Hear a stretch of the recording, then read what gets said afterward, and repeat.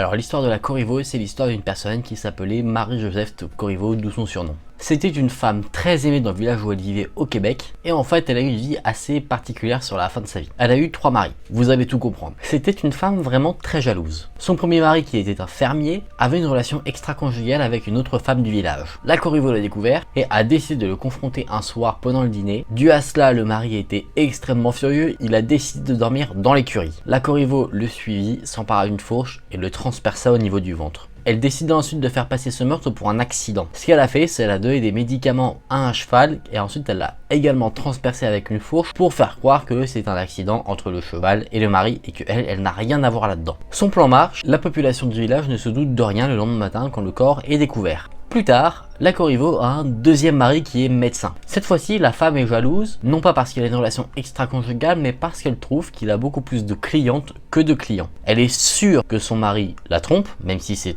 totalement faux, et du coup le soir elle décide de verser des médicaments qui seraient mortels pour son mari dans sa soupe. Le mari évidemment décède et pour encore une fois faire passer la chose pour un accident, elle met les médicaments dans une bouteille d'épices fortes. Comme ça, les gens ne pourraient pas savoir que c'est elle-même qui a empoisonné son mari, mais qu'elle l'a empoisonné indirectement sans le savoir. Comme ça lui donne une image encore une fois d'innocente. Encore plus tard, elle fait la connaissance d'un autre homme. Il se marie et malheureusement pour elle, c'est un homme qui est très violent et qui la bat. À un moment donné, elle en a totalement marre de se faire battre, donc elle décide d'assassiner une nouvelle fois son mari. Elle lui verse de la cire chaude dans les oreilles, ce qui le tue forcément assez directement. Sauf que cette fois-ci, pour ne pas être soupçonnée, elle décide de faire disparaître le corps et de faire croire qu'en fait il s'est enfui. Sauf qu'à un moment, un voisin est rentré chez elle sans frapper et il a pris la Corriveau sur le fait. Elle avait déjà mis quelques membres dans un bouillon et quand l'homme est rentré, elle tenait encore le pénis de son mari dans les mains. Forcément, elle n'avait pas d'excuse à ce moment-là. Le lendemain, les autorités sont arrivées, ils l'ont arrêtée et étant donné que ce qu'elle a fait c'était considéré un peu comme de la sorcellerie, elle a été traitée comme telle par les juges qui ont décidé de son sort. Sa sentence, c'était d'être enfermée dans une cage et d'être laissée pour morte jusqu'à ce qu'elle meure de faim et de soif. De temps en temps, des passants du village passaient par là et ils s'en profitaient pour la lapider et l'humilier. Elle décéda quelques jours plus tard, picorée par les corbeaux. Mais dans ses derniers instants, elle jura de se venger de ceux qui l'avaient condamnée. Le lendemain de sa mort, le curé de la paroisse de la ville venait là où elle avait été enfermée pour décrocher son corps et ensuite l'enterrer. Sauf que là, mystère, le corps avait totalement disparu. Le même jour, les villageois ont aperçu le spectre de cette femme-là rôder dans les bois autour de la ville. Le soir même, tous les juges qui l'avaient condamnée ont été retrouvés morts. La légende dit qu'à chaque fois à la date de sa mort, elle viendrait hanter les descendants des personnes qui sont responsables de sa mort. Apparemment, les soirs de pleine lune, les gens qui vivent près de là où elle a été enfermée l'entendent encore une fois prononcer cette dernière parole. Ce qu'il faut savoir, c'est que cette légende est inspirée d'une histoire vraie. On peut toujours voir la cage où la Corriveau était enfermée dans un musée. L'histoire vraie est assez différente de la légende, je vous invite à la regarder si ça vous intéresse. En 1916, Mary Rebecca Ford est soupçonnée de pratiquer la sorcellerie. Effectivement, les gens de son village pensent qu'elle a fait un pacte avec un démon et que sa fille également pratiquerait la sorcellerie. Sa fille de 5 ans qui est Mary Evelyn Ford. À cette période, il en fallait pas moins pour que la foule se prétende justicier et décide d'aller débusquer la mère et la fillette chez eux, de les sortir de l'endroit où ils vivaient et de les brûler vifs comme étaient traitées à l'époque les sorcières. On ne sait pas ce qui est arrivé ensuite à la dépouille de la mère, mais la dépouille de la petite fille, elle, a été enterrée dans le cimetière de Pilots Knob. Les gens qui l'ont enterrée ont pris vraiment beaucoup de précautions au cas où l'esprit de la petite fille chercherait à s'enfuir de la tombe. Ils l'ont enterrée, ils ont mis plein de pierres pour l'empêcher de sortir, ils ont mis carrément des barreaux autour de la tombe en forme de croix à une certaine hauteur pour qu'une petite fillette de 5 ans ne puisse pas l'escalader. Donc ils ont vraiment pris toutes les précautions possibles. Néanmoins, il semblerait que certaines personnes aient aperçu la petite fille sur sa tombe à la recherche de sa pauvre mère. Du coup, ce que les gens semblent ressentir, c'est que leur énergie se fait aspirer quand ils s'approchent trop près de cette tombe, et en fait les théories seraient que la petite fille aspire l'énergie pour avoir assez de force et pouvoir sortir totalement de sa tombe.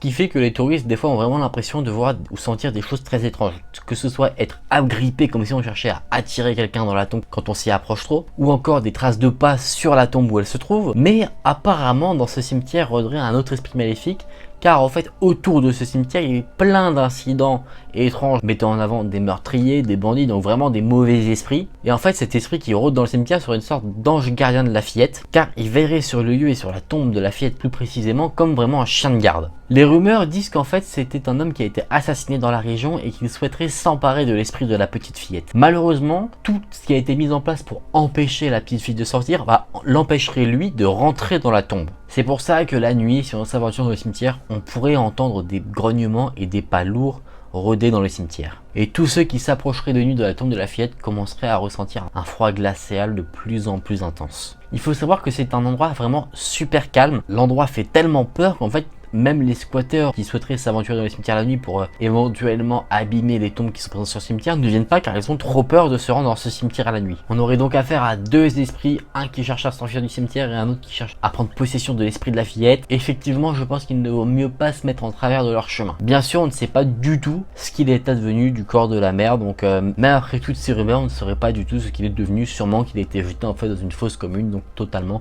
indétectable. Alors maintenant, je vais vous raconter une légende, alors qui n'est pas autour d'un fait précis, mais plutôt autour d'un groupe de personnes, une sorte de population qui est plutôt étrange. Certaines personnes disent avoir croisé des enfants ou des adultes avec des yeux totalement noirs, vraiment aucun blanc ne se distingue dans leurs yeux. Un fait commun, c'est qu'à chaque fois qu'ils ont été en présence de ces personnes, ils se sont sentis comme mal à l'aise, comme habités d'une peur vraiment irrationnelle. Tous les témoignages se ressemblent quand même assez étrangement.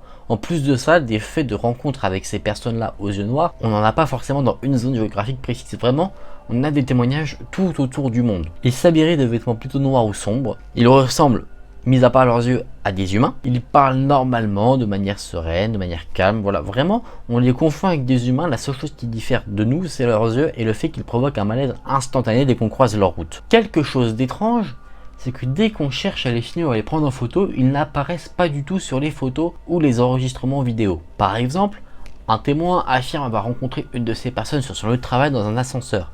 Une fois que la personne est rentrée dans l'ascenseur, il s'est senti vraiment très mal à l'aise. Et le lendemain, en visionnant les vidéos de caméras de sécurité, il s'est rendu compte que la personne qu'il a vue n'était pas avec lui dans l'ascenseur sur l'enregistrement. Quelque chose qui est assez étrange, c'est que ces personnes-là, ce peuple aux yeux noirs, semblent obéir à certaines lois, un peu comme les démons. C'est-à-dire qu'ils ne peuvent pas forcément rentrer chez vous si vous ne les invitez pas à entrer, sinon ils sont bloqués sur le seuil de la porte. Un journaliste a dit une fois avoir rencontré deux enfants avec les yeux noirs. Au début, il n'a rien suspecté quand il était dans sa voiture, les deux enfants se sont approchés de lui, et une fois qu'il a plongé ses yeux dans la noirceur de leurs yeux à eux, il s'est senti vraiment tétanisé, totalement apeuré, et il avait une sensation aussi qu'ils étaient supérieurs à lui. La seule explication qu'on arrive à trouver par rapport à ça, ce serait que ce soit des êtres surnaturels. Effectivement, on peut avoir tendance à penser que ce n'est pas un peuple qui fait partie de l'espèce humaine. On les retrouve qualifiés de démons, d'extraterrestres, d'insiders. Un insider, c'est un être extraterrestre qui s'est fondu dans la population humaine. Un peu, je pense, à la manière des reptiliens pour ceux qui y croient. Avons-nous du coup une espèce inconnue sur notre planète qui se fond parmi nous et qui nous observe ou qui agit sur nous d'une manière ou d'une autre ? Peut-être vous-même avez-vous déjà croisé quelqu'un avec des yeux totalement noirs comme ça? Bah, pas moi, je suis en sécurité. On va finir ces légendes avec une légende japonaise. Kashima Riko était une femme qui vivait dans la ville d'Hokkaido au Japon. Un soir, alors qu'elle se trouvait dans un endroit isolé, elle est agressée sexuellement et physiquement par une bande d'agresseurs. La bande d'agresseurs s'en va en pensant qu'elle est morte, mais elle ne l'est pas, elle décide de ramper pour essayer de s'enfuir. À un moment donné, elle s'évanouit sur une voie ferrée et malheureusement, elle est percutée par un train qui passe par là et elle est totalement coupée en deux. C'est depuis que son fantôme entrait certaines régions du monde. En fait, son objectif c'est de retrouver les jambes qu'elle a perdues. On peut généralement l'apercevoir dans les toilettes des écoles, mais aussi dans les salles de bain, mais dans les salles de bain surtout des maisons, de chez vous ou chez moi. Quand on va entrer dans notre salle de bain et qu'on va la voir, elle va nous poser une question. Si on ne peut pas y répondre, elle va nous arracher les jambes. La question qu'elle va nous poser c'est où sont mes jambes? Généralement, on ne sait pas où est-ce qu'elles sont, donc si on dit je ne sais pas, on est immédiatement démembré. Après forcément, comme toutes les légendes, il y a plusieurs versions. Par exemple, si cet esprit nous demande où sont ses jambes et qu'on répond sur l'autoroute Meishin, qui est une autoroute japonaise, le fantôme devrait nous dire « et qui te l'a dit ?» Et là, pour s'en sortir, il faudra répondre « c'est Kashima Riko qui me l'a dit ». Apparemment, si on lui donne ces deux bonnes réponses, elle disparaît. Un autre moyen de la faire disparaître serait de dire « je ne sais pas où sont tes jambes, mais… » et là on peut dire le nom d'une personne qu'on n'aime pas, le sait. Apparemment, à la suite de cette réponse, le fantôme devrait s'en aller et irait rendre visite du coup à la personne qu'on a citée. Par contre, si elle ne nous demande pas où sont ses jambes mais qu'elle nous demande « connaissez-vous mon nom ?», là il faut faire très attention. Son nom, comme vous le savez, c'est Kashima Reiko. Mais en fait, Kashima est un diminutif, ce n'est pas son vrai nom. Son vrai nom c'est Kamen Shinin Ma, qui veut dire démon, mort, masque. Un nom qui fait toujours plaisir à porter. Ah, et j'ai peut-être oublié de vous dire quelque chose que j'aurais dû vous dire au début de cette légende. Une fois que vous prenez connaissance de cette légende, vous devriez la rencontrer d'ici moins d'un mois. Vous et moi, on est dans la merde.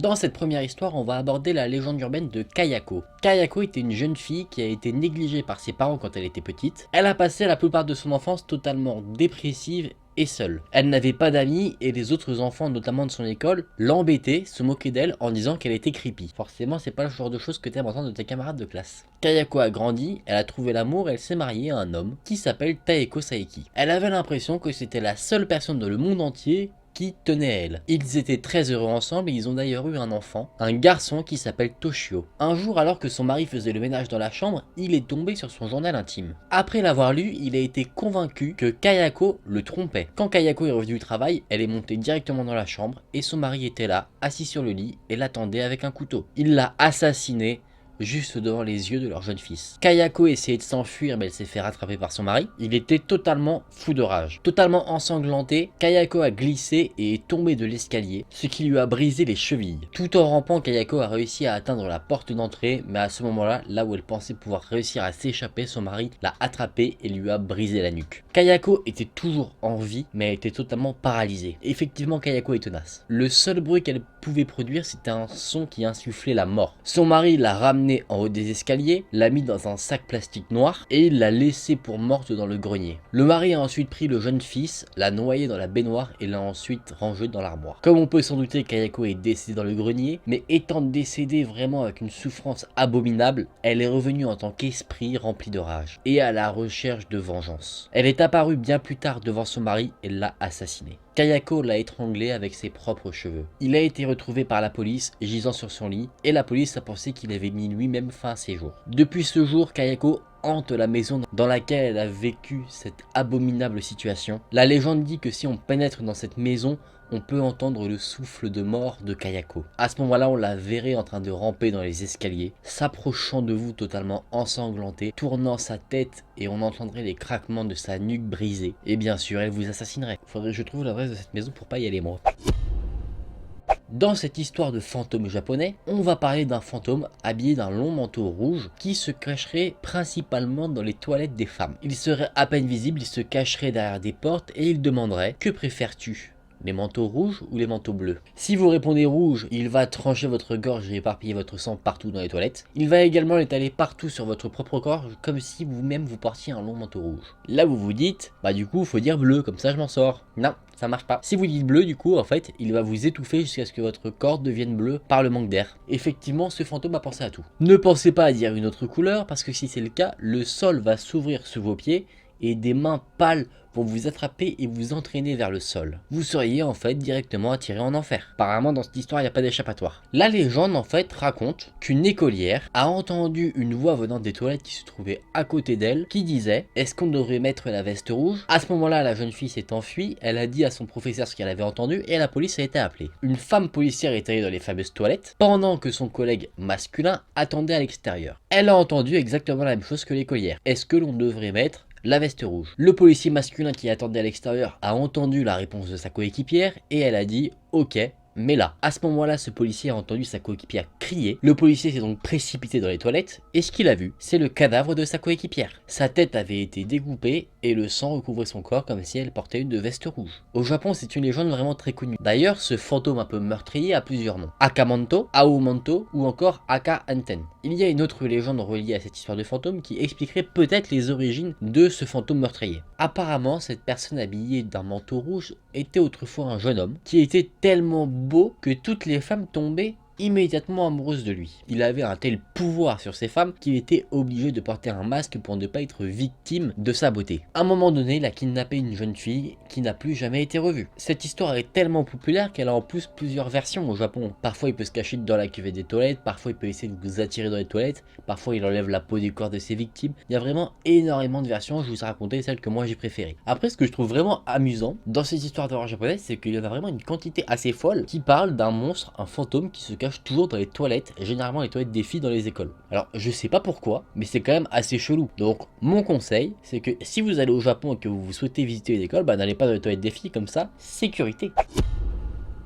Alors là, je vais vous raconter une légende qui est en rapport avec Internet. C'est quelque chose que j'ai pas encore raconté de légende en rapport avec Internet au Japon. Mais concrètement, cette légende-là, ce qu'elle dit, c'est que tu surfes sur l'ordi, sur Internet, et il y a une pop-up, vous savez, une fenêtre qui peut apparaître aléatoirement de publicité ou autre, du coup qui va apparaître sur votre écran. Et si vous la fermez, vous mourrez. Voici ce que la légende raconte. Il y avait un jeune garçon qui était vraiment très accro à Internet. Il y passait tout son temps. Il a lui-même entendu une légende urbaine concernant une certaine Red Room, une pièce rouge. C'était ses amis qui lui avaient raconté ça, donc il y croyait à moitié, il disait soit c'était vrai, soit c'était un prank qu'il lui faisait. Et du coup, le soir après l'école, il est allé sur l'ordinateur, sur Internet comme à son habitude, pour en fait essayer d'en savoir plus, essayer de démêler un peu le vrai du faux. Pendant qu'il surfait sur Internet, une pop-up est apparue avec un fond rouge, l'écriture était en noir et elle disait est-ce que tu aimes? Et en fait le garçon n'a pas pu en voir plus sur le message qui était indiqué parce qu'il a tout de suite par habitude fermé cette pop-up. Mais la pop-up est réapparue. À chaque fois qu'il a fermé en fait elle réapparaissait comme s'il avait une sorte de virus en soi. Il se rendait compte que la question changeait. À un moment donné la question était est-ce que tu aimes la pièce rouge? Et en fait il y avait un fond sonore sur cette pop-up et la pop-up c'était une voix d'un enfant qui chantait est-ce que tu aimes la pièce rouge? À ce moment là il a obtenu un écran noir sur son ordinateur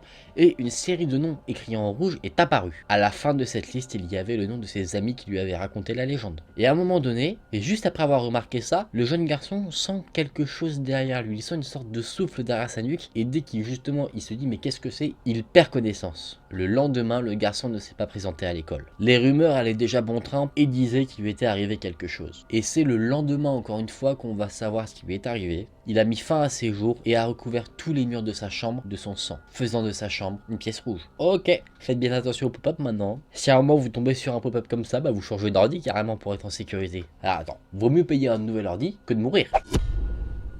Maintenant, je vais aborder la légende de l'homme pâle. Alors, en fait, c'est une légende qui a inspiré un monstre vraiment très glauque. C'est un monstre qui se trouve dans le film Le Labyrinthe de Pan. En fait, ce monstre a été inspiré d'une légende urbaine japonaise qui s'appelle Tenome. En fait, c'est un monstre qui n'a pas d'œil et ses yeux, il les met sur ses mains pour voir, en fait. Mais là, ce que je vais vous apprendre, c'est son histoire. Il y avait un vieil homme aveugle qui a été attaqué par des voleurs. Ils l'ont vraiment battu à mort et d'ailleurs, ils l'ont laissé pour mort dans un champ. Et pendant qu'il était en train de mourir, il a dit dans un cri de souffrance « Si seulement je pouvais voir leur visage, si seulement j'avais des yeux, si seulement j'avais des yeux au milieu de la paume de mes mains. » Et en fait, vu qu'il est mort vraiment dans une atroce souffrance et avec une énorme rage, l'homme aveugle s'est réincarné en tant qu'esprit vengeur. Cet esprit vengeur qui s'appelle Tenome. Son désir de vengeance était si fort qu'il n'était plus aveugle, il avait perdu ses yeux mais il en avait trouvé de nouveaux qui voyaient très bien sur la paume de ses mains. Maintenant, Tenome parcourt les villes et les villages à la recherche de ses agresseurs. Maintenant qu'il a de nouveaux yeux, il peut voir en les mettant vers l'avant comme ça pour voir où est-ce qu'il marche. Mais en fait, le truc, c'est que, étant aveugle au moment où il s'est fait assassiner, il n'a jamais vu le visage de ses agresseurs. Du coup, ce qu'il fait, c'est qu'il assassine toutes les personnes qu'il croise. Comme ça, il est sûr de ne pas en louper un. Effectivement, bien qu'il ait des yeux qui voient sur ses mains, il est toujours aveuglé par son désir de vengeance. Un jour, un jeune garçon japonais est rentré dans un cimetière. Vous allez voir pourquoi c'est assez con. Parce que ses parents lui ont ordonné de le faire pour voir s'il était courageux. Pendant que le garçon s'aventurait dans le cimetière, il a vu un vieil homme sortir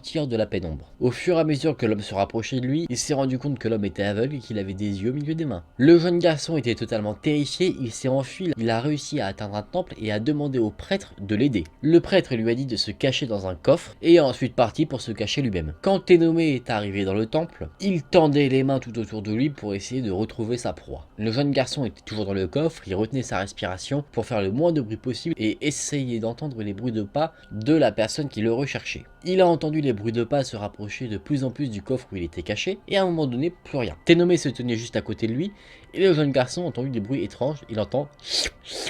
Le lendemain matin, le prêtre est revenu dans le temple et a ouvert le coffre où se cachait le jeune garçon. Il a ouvert le coffre, il était totalement horrifié, il a vu le jeune garçon était décédé. Tenome avait aspiré le sang et les os du corps du jeune garçon, ce qui fait qu'il n'a laissé derrière lui que la peau vide du jeune homme.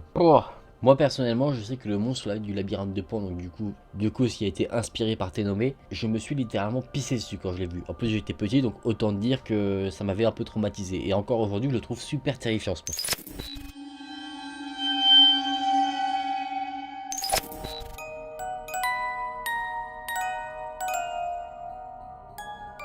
Les amis, on va dans la ville de Libertyville, dans le nord de l'Illinois, aux États-Unis. Si on conduit un peu au nord de Libertyville, sur une route très peu praticable, on devrait arriver à un moment donné à un carrefour où le virage est assez sec. Si on regarde un peu attentivement au-delà de la route, on devrait voir quelque chose. Un portail en métal assez menaçant. Là vous me direz, à part des petits frissons quand on passe ici de nuit, rien d'anormal. Mais attendez, cet endroit a une petite histoire. Selon une légende locale, dans les années 1920, ce portail en métal était l'entrée d'une école privée pour filles. C'était un endroit assez réputé où les personnes aisées envoyaient leurs filles pour qu'elles reçoivent une éducation un peu noble, où on apprendrait les bonnes manières et comment se comporter dans la haute société. Toute la vie là-bas se passait normalement jusqu'à une terrible nuit dans les années 1950. Le principal de l'école, cette nuit-là, aurait assassiné 4 jeunes filles sous sa garde. Toujours selon cette légende, le principal aurait perdu l'esprit soudainement durant cette nuit. Et dans un élan de folie, il aurait assassiné ces 4 jeunes filles. Et sans aucune raison aucune, il aurait décapité la tête de chacune des jeunes filles et les aurait placées sur les pics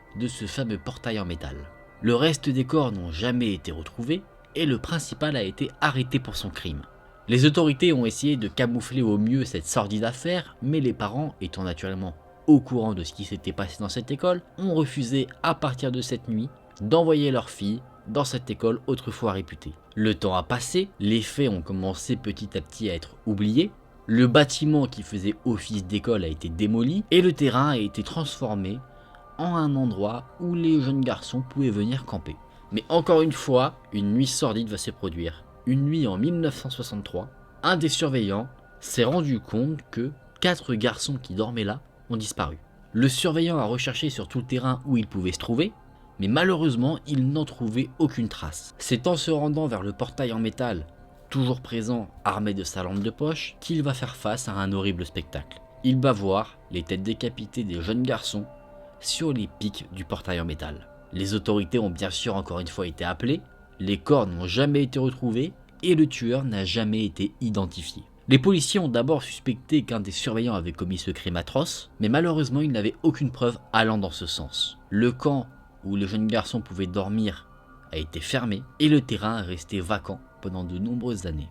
Et c'est toujours vacant qu'il demeure aujourd'hui. La légende dit que le portail en métal est hanté par ceux qui ont vu leur tête accrochée à ses pics. Des personnes qui sont passées près de cet endroit de nuit ont signalé avoir entendu des bruits d'enfants qui criaient et qui pleuraient.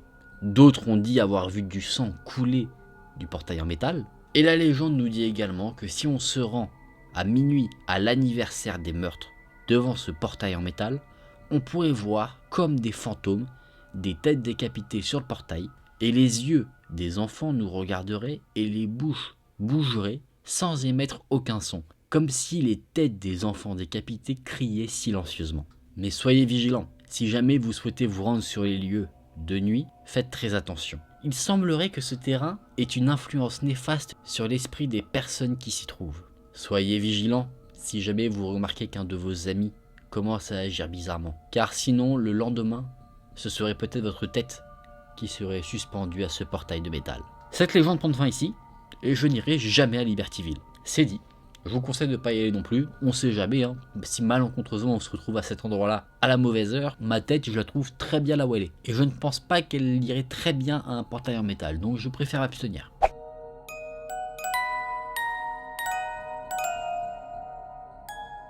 Les amis, maintenant on va s'attaquer à une légende urbaine qui nous vient d'Espagne. J'ai fait quelques recherches et ce dont on va parler dans cette légende existe réellement. Comme je le disais, cette légende nous vient des écoles en Espagne et des rumeurs d'enfants nous disent qu'il y aurait un site internet très étrange du nom de The Blind Maiden. La traduction française c'est la jeune fille aveugle. Les rumeurs disent que pour se rendre sur ce site, il faut répondre à quelques conditions. Effectivement, le site est la plupart du temps hors ligne et on ne peut pas y accéder. Peu importe si on s'y attelle vraiment régulièrement et qu'on veut absolument s'y rendre. Il y aurait alors 3 règles pour pouvoir se rendre sur ce site et accéder à son contenu. On doit être tout seul, on doit éteindre toutes les lumières dans notre maison et on doit se rendre sur le site à minuit précisément. Apparemment, une fois qu'on aurait accédé au site, nos yeux seraient attirés par un spectacle des plus terrifiants.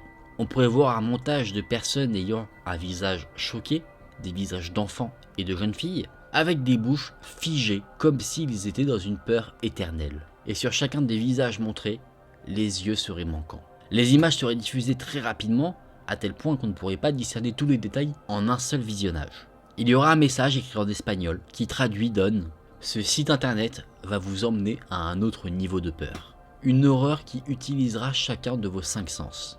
Vous devez faire très attention à ne pas cliquer sur quelque chose par accident. Vous serez face à une réelle expérience d'horreur absolue. Cliquez sur le bouton accepter pour commencer l'expérience. Et en dessous de ce message, on aurait les boutons accepter ou décliner. À ce moment-là, on pourrait être très curieux. Effectivement. Mais à ce moment-là, si on clique sur accepter, on pourrait mettre notre vie en jeu. C'est pour ça qu'il serait nettement plus prudent de cliquer sur décliner et rester en sécurité. Apparemment, si on clique sur le bouton accepter, et je dis bien apparemment parce qu'on n'a pas de réel témoignage de personnes qui l'ont fait, on pourrait observer avec horreur et surprise sur notre écran la vision comme si on voyait une caméra. On verrait une silhouette marcher à côté de notre propre maison. Déjà, c'est très flippant. Naturellement, les frissons commenceraient à s'emparer de nous, on voudrait que tout s'arrête. On a eu déjà une horreur absolue, mais ça ne s'arrête pas là. On verrait la silhouette s'approcher de notre maison et y pénétrer. Après cela, on verrait cette silhouette rentrer dans la pièce dans laquelle on se trouve. Et sur l'écran, on pourrait se voir de dos, regardant un écran. On commencerait à sentir quelque chose d'étrange, une présence derrière nous. Après cela, on entendrait quelqu'un qui nous touche l'épaule. Et la dernière chose qu'on verrait avant de mourir serait le visage de cette fameuse jeune fille aveugle.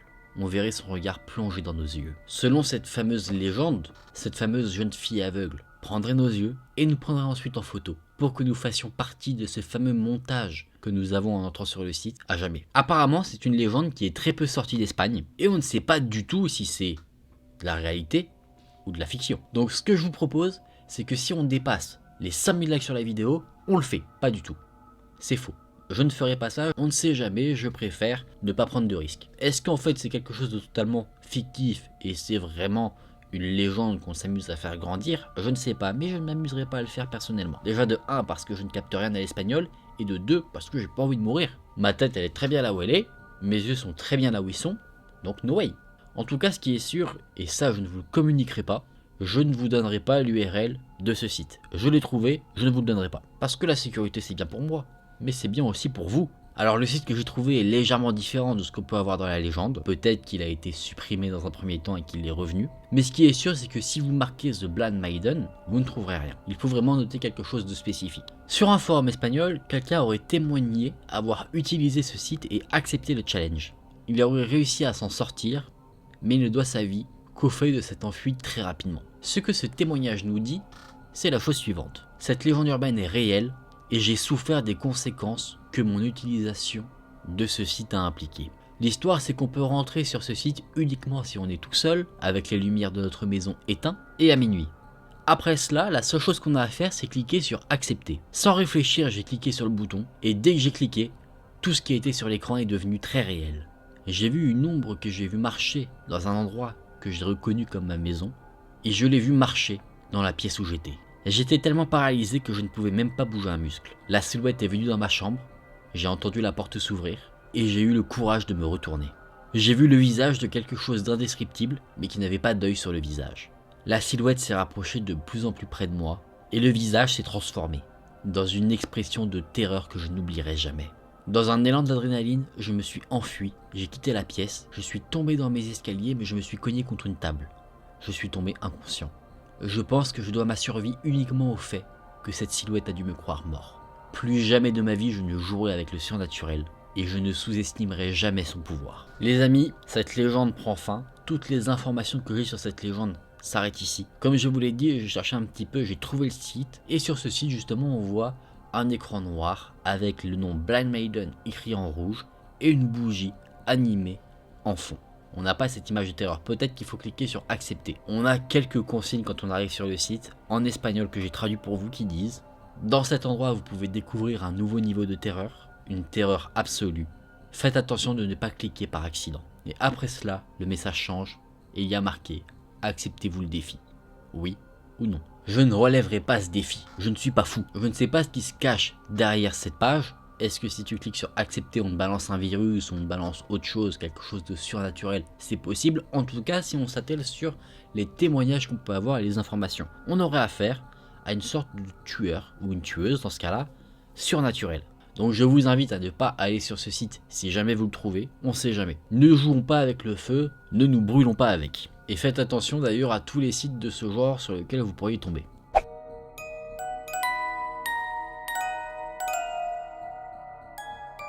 Les amis, maintenant on bouge dans le New Jersey. Il y a un manoir qui s'appelle le manoir Blairsden, qui est apparemment connu dans la région parce qu'il y aurait une histoire macabre qui l'entoure. Il y aurait des fantômes, les fantômes de victimes d'un terrible massacre qu'il y a eu sur les lieux.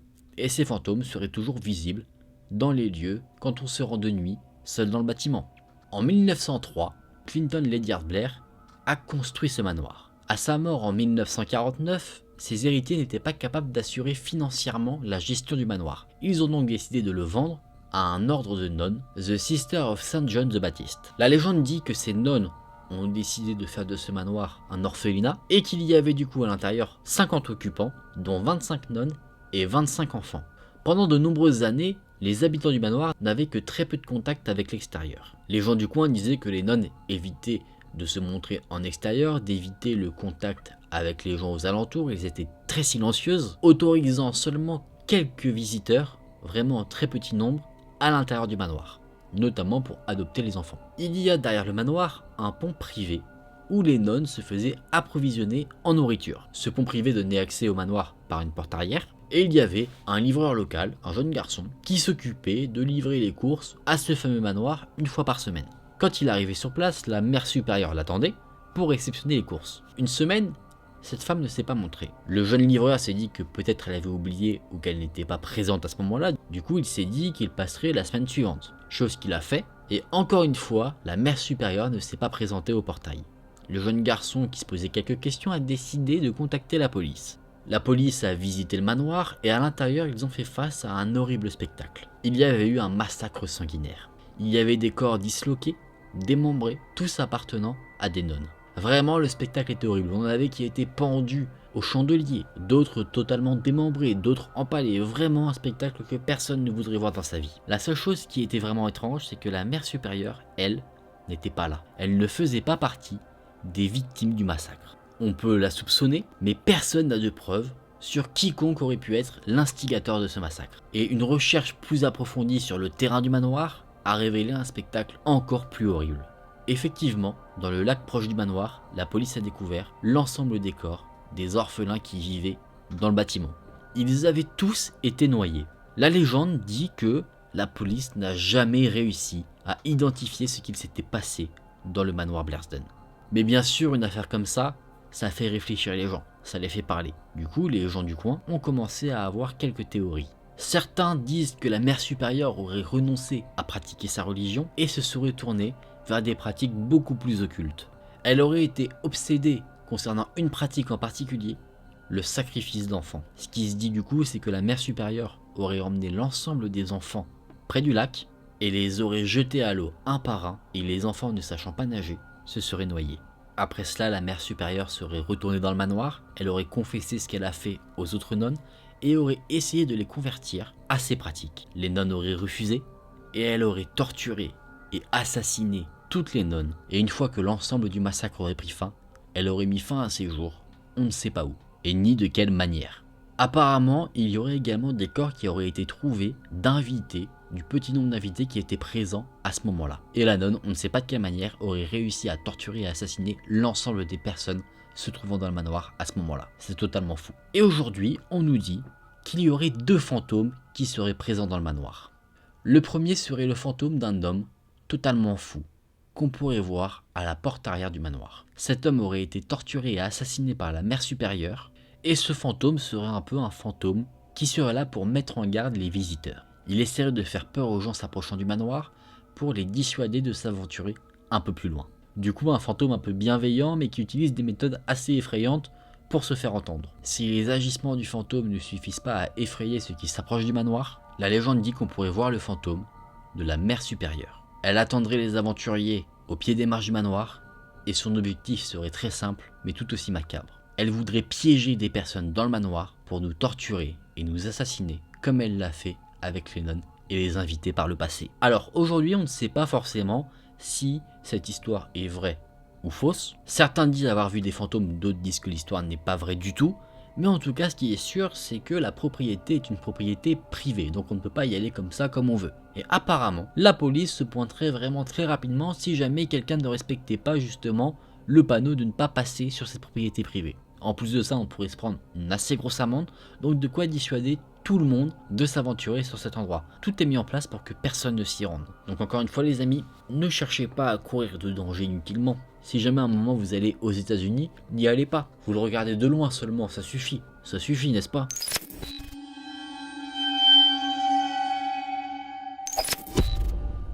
Dans cette première histoire, je vais vous raconter l'histoire d'une famille qui a eu un destin plutôt tragique, qui avait une maison dans l'Iowa. Toute cette histoire a commencé pendant une nuit d'été, où il faisait chaud en 1912. C'était la famille Moore qui vivait dans la maison qui est supposée maintenant être hantée, et il y avait le père, JB, la mère, Sarah et leurs 4 enfants, Herman qui avait 11 ans, Catherine qui en avait 9, Boyd qui en avait 7 et Paul qui avait 5 ans. Le 9 juin 1912, toute la petite famille était allée à l'église. C'était un événement mis en place par des enfants, du coup il y avait énormément d'enfants. À la fin de cet événement, Catherine a rencontré 2 de ses amies, Lena et Ina Stillinger, et elle les a invités à dormir chez eux. Et malheureusement pour ces enfants, c'était pas la meilleure des idées. Quand la famille s'est couchée ce soir-là, ils ne se doutaient absolument pas qu'ils ne se réveilleraient jamais. Le lendemain, les voisins ont remarqué que la maison était très calme. On a quand même 4 enfants plus 2 invités, on devrait pourtant entendre quelques bruits. On voyait notamment les enfants faire leur corvée, c'est-à-dire sortir les poubelles, étendre le linge, et là, on ne les voyait pas du tout. Les voisins avaient été habitués, du coup, ils étaient assez inquiets. Ils se sont donc introduits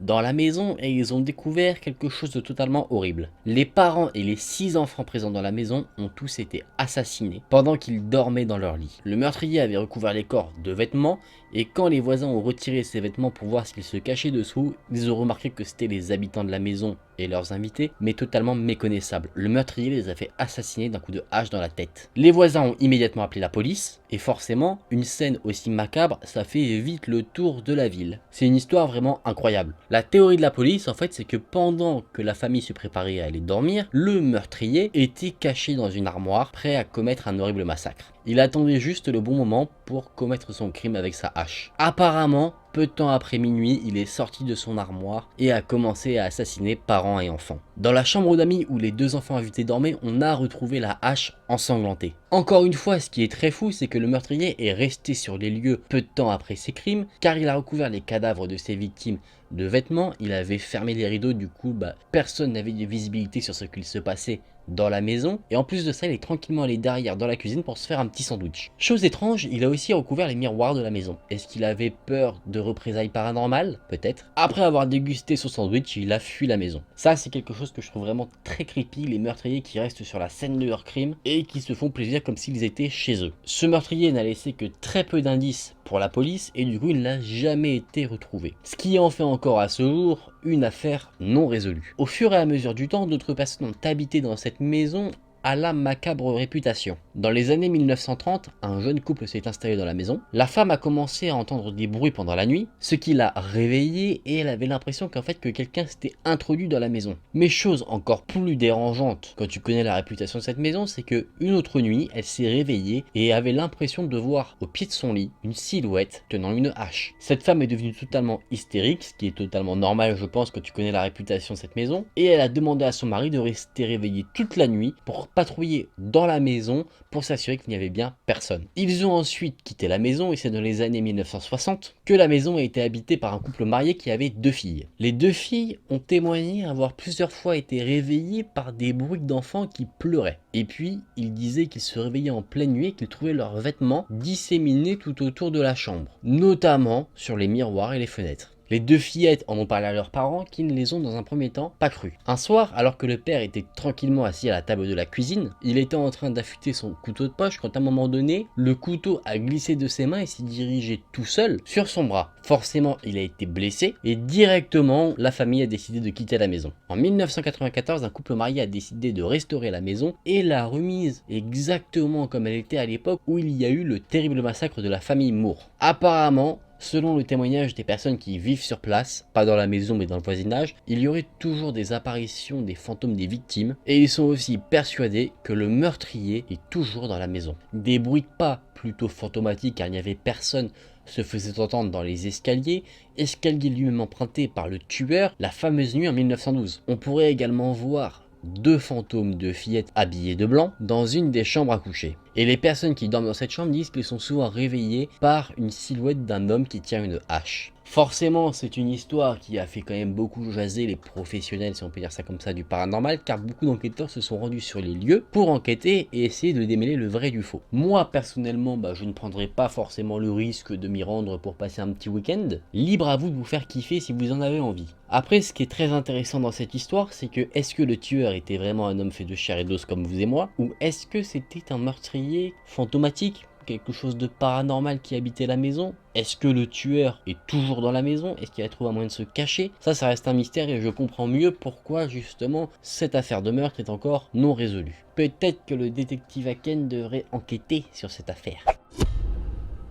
Dans cette seconde histoire de lieux dans lesquels on n'a pas envie de se rendre, je vais vous présenter une île pas très loin de Venise en Italie qui s'appelle Poveglia. Cet endroit est tellement effrayant qu'apparemment aucun touriste n'est autorisé à s'y rendre. Son histoire remonte à quelques siècles en arrière. Quand la peste faisait rage en Italie en 1576, les corps des victimes en fait étaient étalés dans les rues de Venise et du coup il y en avait des milliers, du coup la puanteur était vraiment horrible. Il fallait trouver un endroit où stocker justement tous ces corps. Vous l'avez compris, ces cadavres ont été disposés sur cette fameuse île à côté de Venise. Ils étaient soit mis dans des grandes fosses ou brûlés, sur de grands bûchers. Mais la peste a empiré, les gens commençaient à paniquer, et du coup, on est monté un peu plus dans les étapes de la folie.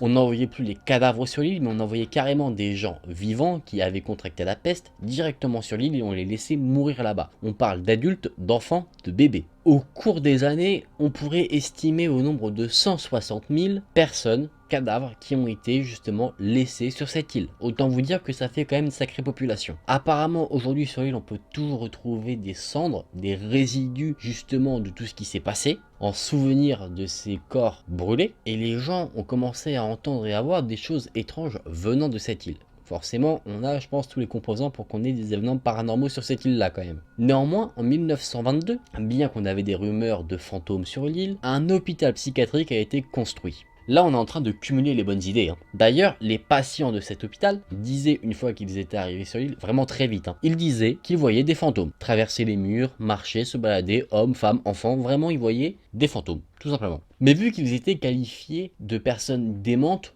de personnes folles, personne ne les croyait. En plus de ça, l'hôpital était dirigé par un docteur assez fou, on va pas se mentir, qui de temps à autre s'adonnait à faire des expériences sur des êtres qui étaient bien vivants. Son objectif c'était de découvrir qu'est-ce qui causait la folie. Ses méthodes étaient très cruelles. Ce fameux docteur lobotomisait ses victimes, ses patients, avec des méthodes plutôt archaïques. Il utilisait des perceuses, des ciseaux, rien qui était vraiment très sain. Forcément les patients devenaient totalement fous, encore plus après ces expériences, et du coup ils étaient emmenés à la tour de l'île où ils étaient ensuite torturés. Après des années d'expérimentation, ce terrible docteur a commencé à lui-même voir des fantômes. Mais des fantômes qui venaient justement de l'époque de la peste, pas forcément des fantômes de ses patients. Il disait que les fantômes sortaient de leur tombeau. Ils ont possédé le docteur et l'ont emmené dans la fameuse tour de l'île. Ils l'ont ensuite tourmenté et l'ont forcé à se jeter lui-même de la tour, ce qui l'a forcément tué. Pendant qu'il gisait sur le sol et qu'il agonisait, l'un des fantômes l'a achevé, en l'étouffant. Tout simplement. Les rumeurs disent que ce serait l'un de ses patients qui se serait emparé de son corps pour justement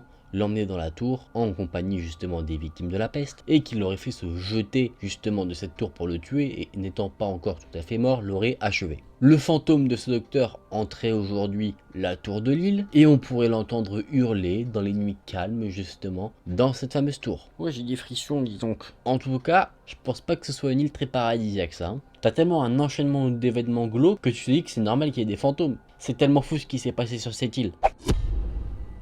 Maintenant, on va parler d'un autre lieu qui est sûrement propice aussi au paranormal. C'est une plantation où il y avait un propriétaire de plantation et des esclaves qui travaillaient sur le terrain. Ces esclaves étaient des esclaves noirs et ils pratiquaient apparemment le vaudou. C'était en 1835 et l'esclavagisme c'était quelque chose de courant. En fait, les esclaves qui étaient justement sur ce terrain, appelé Magnolia Lane, faisaient du vaudou et jetaient en fait des malédictions sur les personnes qui étaient propriétaires du terrain. Aujourd'hui, de nombreuses personnes ont peur de se rendre sur ce terrain car il serait encore réputé comme maudit. Beaucoup de bâtiments ont encore une croix noire sur les murs. On ne sait pas du tout ce que ça veut dire. Soit c'est peut-être un signe de malédiction, soit c'est peut-être un signe de quelqu'un qui a dit « j'ai fait pipi ici ». Un des contremaîtres, Monsieur Miller, était présent pendant la guerre civile et quand les troupes sont arrivées sur la plantation. Il a supplié les troupes de l'épargner, mais eux ont décidé que non, et du coup ils l'ont assassiné juste devant la maison, et en plus de ça ils l'ont ensuite brûlé. Aujourd'hui les gens disent qu'ils voient parfois quelqu'un dans sa chambre, qu'ils entendent des bruits de pas, des voix un peu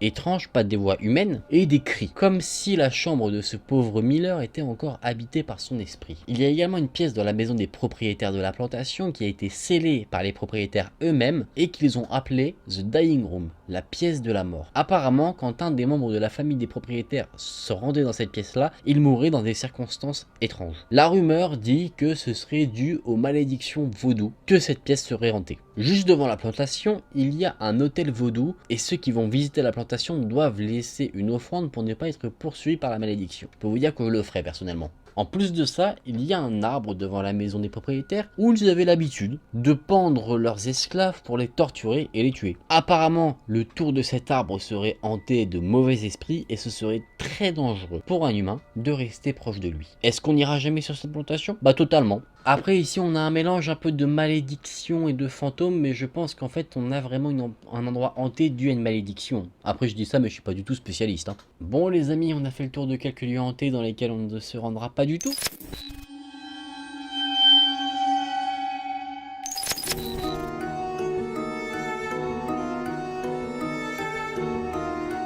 Pour ce premier lieu, on va se rendre aux États-Unis, encore une fois, à l'ouest de la Virginie. Déjà, rien que par rapport au type de lieu que c'est, tu dis c'est pas étonnant qu'il y ait des choses bizarres. L'endroit dont je vais vous parler maintenant, c'est un asile. Un asile qui porte le doux nom de Trans-Allegheny Lunatic Asylum.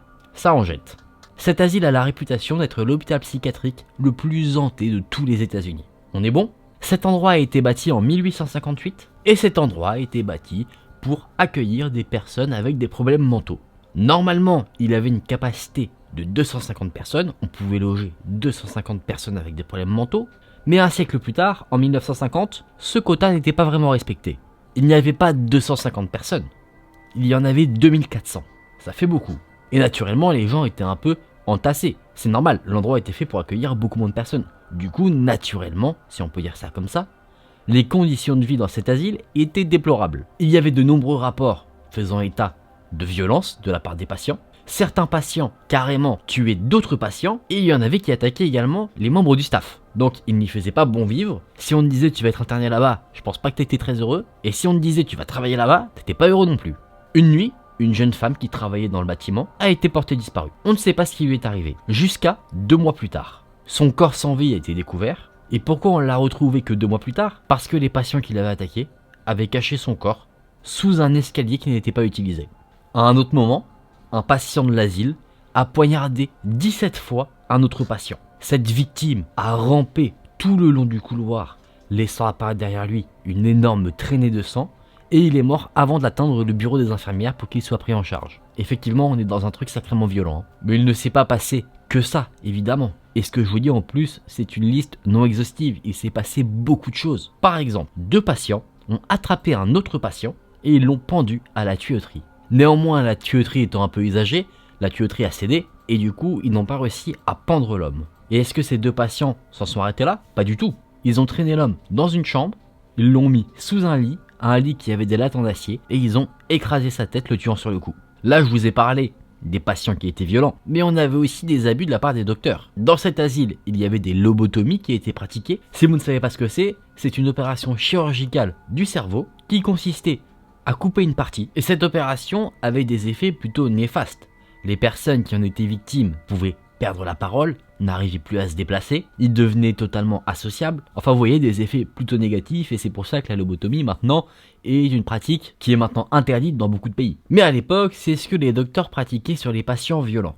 Mais pas que. Ils pratiquaient aussi des thérapies, mais pas des thérapies où tu discutes tranquillement de tes problèmes. Non, non. Des thérapies à l'électrochoc. Ces prises en charge-là ont eu des effets très négatifs sur la population de l'asile, parce que les rapports montrent que ces prises en charge ont causé des centaines de morts. Et les gens décédés, ils étaient enterrés sous l'hôpital ou à côté. C'est en 1994 que l'asile a fermé, et depuis cette date, on enregistre des événements plutôt étranges. Après tout ce que je vous ai dit, est-ce que vous êtes vraiment surpris? Je ne pense pas. En tout cas, moi, après avoir découvert tout ça, j'étais pas forcément très étonné. Les gens qui s'aventurent un peu dans cet asile, en tout cas ce qu'il en reste, entendent des conversations un peu étouffées, notamment qui viennent des couloirs. Ils entendent des sons mystérieux dont on n'arrive pas à définir une provenance. Mais également on pourrait entendre comme des portes qui claquent. Et tout autour de l'asile, donc ici et là, pas une zone précise dans le bâtiment, les gens entendent des gens pleurer ou rigoler. Alors qu'a priori il n'y a personne. Ça donne pas trop envie d'y aller. D'autres ont témoigné avoir été témoins d'apparitions fantomatiques, qui seraient apparemment des patients qui rôdent comme ça dans l'asile sans but. Un jour, une femme a emmené sa fille dans cet asile pour visiter un petit peu. C'est un hobby assez particulier. Pendant qu'il marchait dans un couloir, une force invisible a plaqué la femme contre un mur. Et sa fille, elle, a été témoin de cela. Et elle a vu ça sans qu'elle ne puisse faire quoi que ce soit. Mais ce qu'il faut savoir, c'est qu'aujourd'hui cet endroit, il est ouvert au public.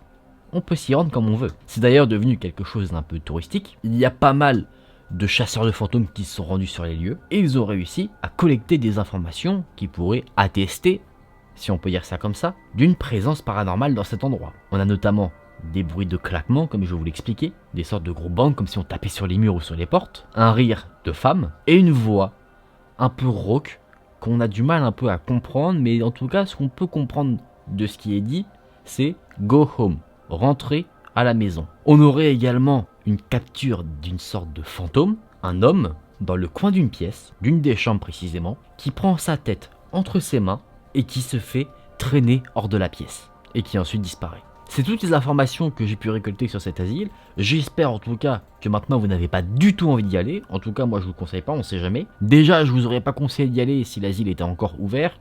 Fermé avec des fantômes, quand tu sais ce qui s'est passé là-bas, je pense que c'est plutôt déconseillé. On va plutôt aller à la plage tranquillement, non? Quoique ça se trouve il y a des plages hantées aussi et du coup en fait il faut juste rester chez toi. Sauf si bien sûr tu vis toi aussi dans un lieu hanté. Et là je pense que t'es foutu.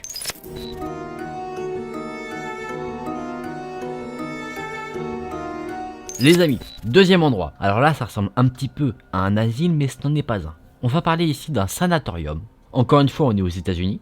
Et ce lieu se nomme le Waverly Hills Sanatorium. Apparemment, cet endroit n'est ni plus ni moins qu'un des endroits les plus effrayants, non pas des États-Unis, mais de la Terre entière. Rien que ça. Apparemment, sur place, on aurait fantômes et des sortes d'ombres. Mystère. En 1900, cet endroit était le plus grand bâtiment accueillant des gens pour les traiter concernant la tuberculose. En 1900, Louisville au Kentucky était l'endroit où il y avait le plus grand taux de mortalité lié à la tuberculose. En ce sens, des hôpitaux étaient nécessaires pour prendre en charge cette maladie. Et c'est du coup en 1926 que le sanatorium a été construit. À l'époque, il n'était pas considéré comme un endroit hanté, loin de là.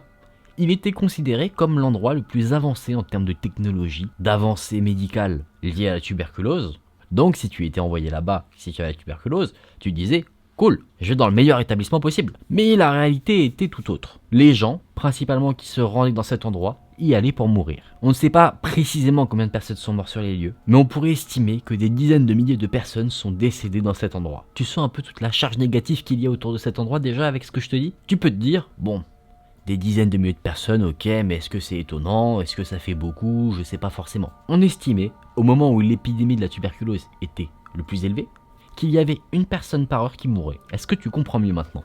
J'espère que oui. En tout cas, c'est beaucoup. Il y a plusieurs choses qui pourraient vous faire bien flipper dans ce sanatorium. Tout d'abord, la chambre numéro 502. Cette chambre a une réputation assez effrayante. Pourquoi? Parce qu'en 1928, la chef des infirmières a été retrouvée morte dans cette chambre. Elle s'était donnée la mort, par pendaison. Elle n'avait que 29 ans à ce moment-là. Elle n'était pas mariée et elle était enceinte. On ne sait pas combien de temps elle est restée pendue à la lumière au plafond avant qu'on ne retrouve son corps. Et on dit que les patients qui étaient dans ce sanatorium, eux faisaient leur vie tranquillement. Ils passaient à côté de la pièce, la voyant pendue, sans aucune réaction. C'est uniquement quand une infirmière a dû prendre sa relève qu'elle a remarqué le corps. Est-ce que ça commence à devenir bien creepy pour vous? Est-ce que vous sentez un petit peu quelques frissons qui commencent à arriver? En tout cas, moi c'est le cas. On avance dans le temps, toujours par rapport avec cette chambre. En 1932, une infirmière, une autre, a sauté par la fenêtre de la chambre 502, la tuant sur le coup évidemment. Il y avait un truc assez particulier avec ce sanatorium, c'était une sorte de tunnel qui menait de l'hôpital au bas en fait d'une sorte de vallée. En fait ce tunnel était principalement utilisé pour transporter des produits du bas de la vallée jusqu'à l'hôpital. Mais ce tunnel a obtenu une réputation assez problématique. On lui a donné le doux nom du tunnel de la mort. Pourquoi? Parce qu'au bout d'un moment le tunnel, il ne transportait plus forcément des marchandises, il transportait les corps sans vie de tous les patients qui mouraient au sanatorium. Ce tunnel a été utilisé pour que les patients qui venaient d'arriver, ou qui étaient encore assez sereins mentalement, ne perdent pas espoir en voyant justement le nombre de corps qui sortaient de l'hôpital. Comme je vous l'ai dit, celui étant considéré comme l'un des endroits les plus effrayants de la planète, bien sûr des chasseurs de fantômes sont allés sur les lieux, et bon nombre d'entre eux ont remarqué des choses assez particulières. Et pour nous, les personnes qui n'ont pas les balls de se rendre sur place pour expérimenter tout ça, on a témoignages et quelques photos. On a des photos où on voit une sorte de fantôme devant une chambre, fantôme de femme. On nous dit qu'apparemment sur place on pourrait apercevoir un petit garçon qui joue avec une balle au 3e étage du sanatorium. On pourrait voir des ombres, mais sans corps qui expliquerait pourquoi il y a une ombre. Et d'autres ont dit avoir vu une femme courir dans les couloirs, des chaînes aux poignets et aux chevilles. Ces chaînes étaient ensanglantées, ce qui laissait des traces de sang. Et cette femme crie « Aidez-moi, s'il vous plaît, aidez-moi ». Ça me suffit pour ne pas y aller. Bon, on est moins sur des événements cruels que sur la première histoire, mais en tout cas, ça donne quand même pas envie d'y aller. Un sanatorium, c'est jamais très joyeux à l'intérieur. Et tu tombes souvent sur des spectacles assez particuliers. Hein. Tu te dis pas, tiens, si j'ai un rhume, j'ai envie de me faire soigner ici. J'ai rien à ajouter de plus sur cette histoire. Mais bon, si on te dit que cet endroit a la réputation d'être l'endroit le plus effrayant de la Terre, c'est pas bon signe. Les amis, petite interlude pour vous dire que si la vidéo vous plaît, on n'hésite pas à liker la vidéo. On n'oublie pas également à s'abonner à la chaîne si c'est pas déjà fait. Comme ça, t'es au courant à chaque fois que je poste une nouvelle vidéo. Et c'est plutôt cool. Je remercie énormément tous ceux qui le font. Et puis on passe du coup à la suite de cette série de lieux hantés.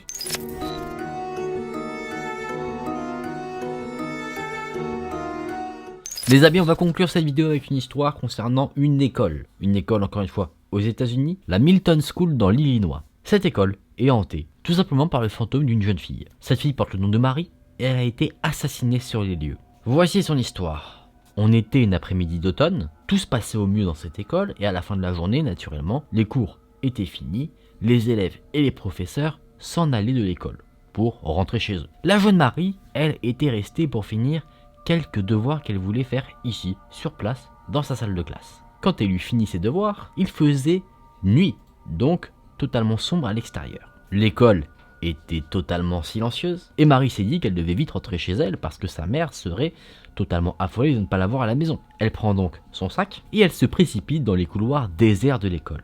Elle traverse le couloir, elle prend un escalier et elle se rapproche de la sortie. À un moment donné, elle entend un bruit étrange venant de derrière elle. Et c'est le lendemain matin qu'on va retrouver le corps de la jeune Marie dans le gymnase de l'école. Elle gisait sur le sol de la salle de douche des jeunes filles. Cette salle se trouvait en quelque sorte au sous-sol de l'école, sous le gymnase. Ses vêtements étaient déchirés, son corps était recouvert d'ecchymoses, son visage totalement défiguré. Il ne faisait aucun doute qu'elle avait été assassinée. Bien sûr, le principal de l'école a appelé la police est arrivée sur les lieux. Ils ont enquêté, forcément une affaire comme ça tu la laisses pas couler. Et les enquêteurs ont trouvé quelque chose. Dissimulé un peu dans la mare de sang dans laquelle se trouvait la jeune fille, il y avait des lettres qui avaient été dessinées avec du sang. Les lettres étaient J-A-N.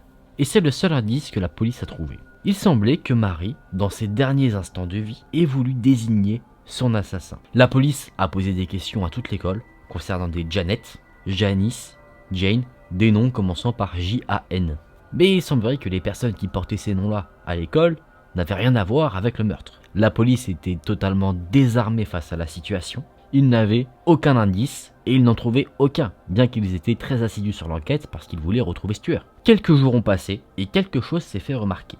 L'absence depuis le meurtre du concierge. Et concierge en anglais, parce que l'histoire est en anglais, ça s'écrit janitor. On dirait qu'on a bien une piste solide là les amis. La police, ils ont aussi tilté, ils se sont immédiatement rendus chez lui et ils l'ont interrogé. L'homme vivait avec sa mère âgée, et cette vieille femme a témoigné que le soir du meurtre, lui, le concierge, était malade et qu'il était là. Elle confirme que l'homme était bien là avec elle, du coup il semble avoir un alibi. Un des policiers remarque que le concierge sur sa joue a des marques de griffures. Bien sûr, il lui pose des questions à ce sujet-là, et le concierge répond que ce sont des marques qu'il doit à son chat. La police a du mal à le croire, mais ils n'ont pas assez de preuves pour l'arrêter. Les semaines qui ont suivi, la police a gardé ce concierge sous surveillance. La nuit, un officier de police se garait devant sa maison pour le surveiller. Et la journée, un autre officier le suivait discrètement partout où il allait. Bien sûr, cette situation a créé une rumeur qui s'est répandue dans l'école, et du coup, beaucoup de gens dans l'école, étudiants comme professeurs, pensaient que le concierge était bien l'assassin de la jeune Marie. Les jeunes filles passaient rapidement devant lui, car elles en avaient peur. Les garçons ne le regardaient pas dans les yeux, ils étaient également terrifiés, et personne ne lui parlait. Ce concierge vivait un peu mal la situation parce qu'il entendait les gens marmonner et il savait qu'il marmonnait à son propos. Les professeurs, plus adultes, ont aussi remarqué quand même que le concierge avait changé un peu d'habitude. Il avait un comportement un peu étrange. Un jour, ce concierge a été retrouvé pendu. Il s'était donné la mort dans la chaufferie. Accroché à son torse, il y avait une petite note. Sur cette note, il y avait marqué « Je suppose que je l'ai fait ». Et là, bien sûr, le doute demeure. Est-ce que c'est un homme coupable et qui se sent coupable qui s'est donné la mort, ou un homme innocent qui ne supportait pas la pression que la situation lui mettait? Personne ne sait le dire. Les années ont passé. Les étudiants qui ont vécu cette situation sont partis, d'autres sont arrivés, et cette fameuse histoire est passée un peu de bouche en bouche comme ça, parce que c'était quelque chose quand même qui était collé à la réputation de l'école, et beaucoup de ces nouveaux étudiants ont témoigné entendre des choses assez étranges. Des bruits de pas, alors qu'il n'y a personne, ils voient des ombres, mais personne ne semble en être propriétaire, il n'y a pas de lumière ou de personne qui pourrait expliquer qu'il y ait ce genre d'ombre. Les professeurs disent que c'est sûrement les étudiants qui font un peu trop travailler leur imagination, mais en tout cas il se passe des choses mystérieuses. Encore des années plus tard, l'école a fermé. L'endroit a été reconverti en bâtiment où il y avait des bureaux, et certains employés qui travaillent ici disent apercevoir des choses assez particulières. Ils entendent des bruits de pas dans un couloir sans qu'il n'y ait personne, des objets disparaissent, et certaines personnes disent même sentir comme quelqu'un qui leur attrape la main pour les tirer quelque part. Une des employées a été terrorisée par l'apparition fantomatique devant elle d'une jeune fille qui s'était assise toute seule dans un des escaliers. Et apparemment, cette figure fantomatique fait des apparitions assez fréquentes dans l'endroit. Les employés sentent également une autre présence, mais qui est beaucoup plus furtive. À chaque fois, ils la distinguent du coin du regard. Cette présence-là est une présence masculine, et les gens ressentent comme une atmosphère menaçante quand ils voient cette présence. Les employés pensent que l'esprit du concierge est enfermé dans le bâtiment, avec celui de la jeune fille. C'est là qu'on termine cette histoire. Là, on a un mystère sur le dos. Est-ce que le concierge est effectivement l'assassin? C'est possible. Pourquoi il se serait donné la mort? Moi, je pense pas que ce serait forcément parce qu'il se sent coupable. Je pense que c'est plutôt parce qu'il sait qu'il est foutu, que tout le monde sait que c'est lui, il n'a aucune échappatoire de possible. Après, je me trompe peut-être. Libre à vous en tout cas de vous en faire votre propre avis.